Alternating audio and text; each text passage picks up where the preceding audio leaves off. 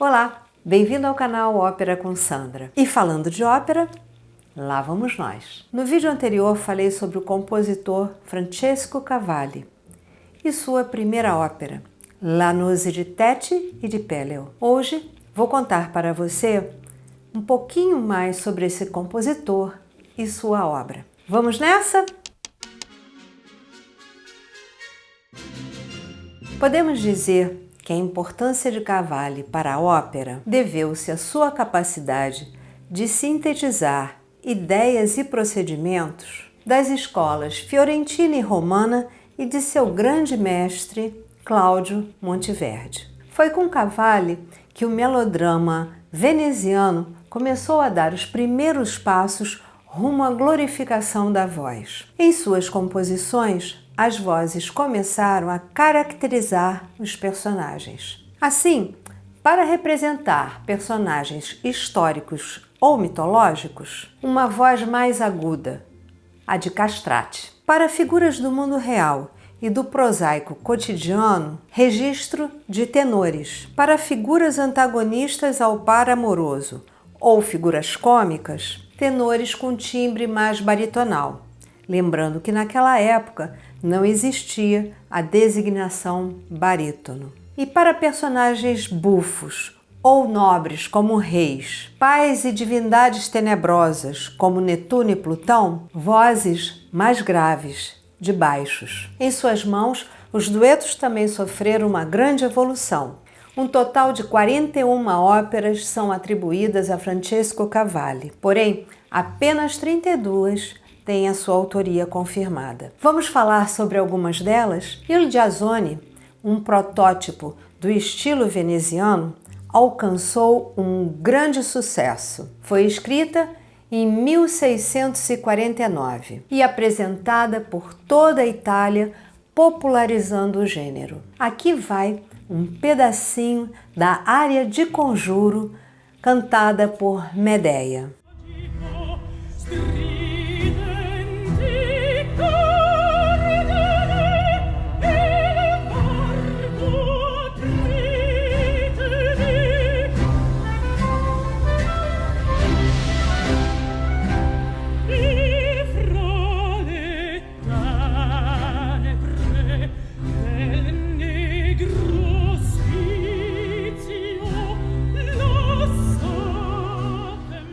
Impressionante, não? Vou deixar o link aqui embaixo para você assistir na íntegra. Francesco Cavalli teve a oportunidade de trabalhar em 10 de suas óperas com Giovanni Faustini, o libretista mais influente de sua geração, criador de libretos originais não baseados em histórias conhecidas, caracterizados por dois pares de amantes cujas relações se entrelaçam num jogo emaranhado de mal-entendidos, desenrolados em ambientes exóticos. Uma delas foi La Callisto, de 1651, com libreto baseado nas Metamorfoses de Ovídio. Faustini transforma a lenda clássica em uma comédia de intrigas sexuais, satisfazendo as demandas do público veneziano. Já estávamos numa época em que a temática mitológica já estava começando a sair de moda em Veneza. Vamos ouvir dois exemplos de elementos do drama per música veneziano em La Callisto? O primeiro é a área ouvida quando a ninfa Callisto está desesperada pela seca que devasta a terra e relembra um período anterior de sombra e água fresca. É um exemplo excelente de área de invocação ou de conjuro, aqui cantada pela maravilhosa mezzo-soprano Joyce Di Donato.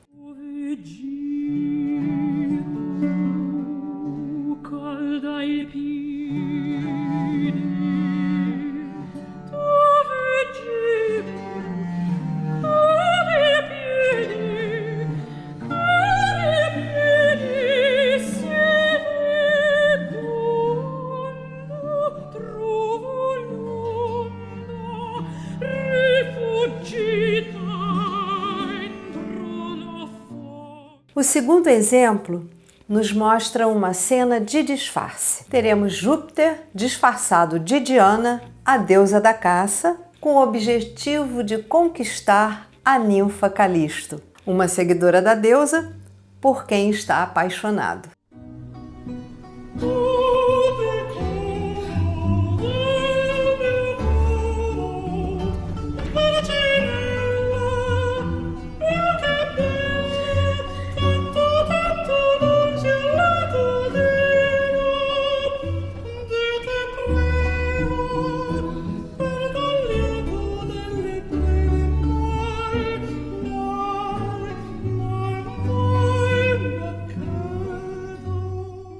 Engraçada, não? Vou deixar os 2 links aqui embaixo para você ouvir na íntegra. Hércules Amante, outra ópera ou drama per música de Cavalli, foi encomendada pelo cardeal Mazarino para o casamento do rei Luís XIV. Porém, sua estreia só ocorreu em Paris 2 anos depois, em 1662, numa versão adaptada pelo compositor Jean-Baptiste Lully. Vamos ouvir um trechinho do prólogo?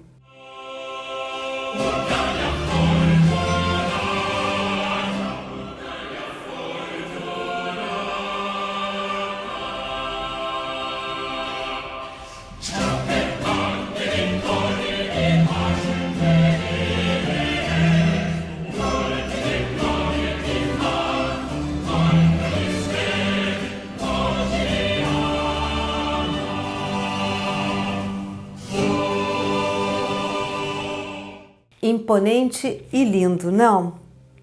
Vou deixar o link aqui embaixo para você ouvir na íntegra. Cavalli foi, sem dúvida alguma, o maior compositor da escola veneziana. Porém, com o estilo veneziano, a essência dramática do ideal de criação da ópera foi totalmente perdida. Os espetáculos vocais e visuais se tornaram mais importantes do que o drama. Era de se esperar que nos círculos aristocráticos italianos houvesse uma reação para conter esses excessos. Mas você já sabe, não é?